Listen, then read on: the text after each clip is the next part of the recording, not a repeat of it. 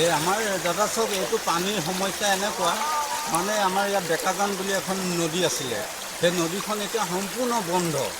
এই বন্ধ হোৱাৰ কাৰণে কি হৈছে এতিয়া পানীটো যাব নোৱাৰি আমাৰ যিটো পাহাৰৰ পৰা আহে নদী কিনাৰত মাথাউৰি আছিলে মাথাউৰিটোৱে নদীতকৈ তাৰমানে আমাৰ এইবোৰ দ হৈ গ'লগৈ গতিকে অলপ নগা পাহাৰত বৰষুণ হ'লেই আমাৰ ইয়ালৈ ডাইৰেক্ট নামি আহে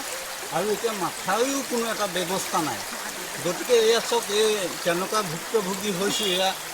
এইবাৰ মানে সকলো মানুহে দুখ খাই আছে আৰু এইখন মোৰ দোকান আজি গোটেই এতিয়া ডুব গৈ আছে এয়া চব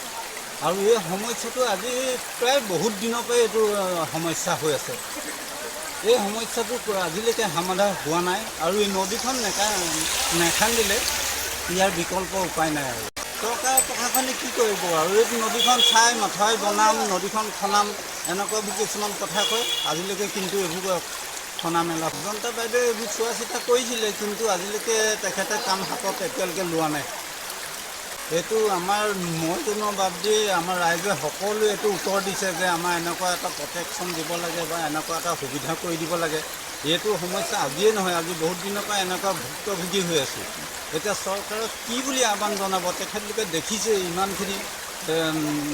পেপাৰে চেপাৰে লিখি থাকে আমাৰ ৰাইজে এতিয়া কি ক'ব আৰু ৰাইজে উপায় নাই নহয় আমাৰ ক'বলৈ আমাৰ ইয়াত এতিয়া প্ৰায় এইডোখৰত এতিয়া 7খনমান গাঁও এতিয়া এখন জলমগ্ন হ'ব এতিয়া আমাৰ তাৰমানে এইটো 10টা ৱাৰ্ডৰ হেৰি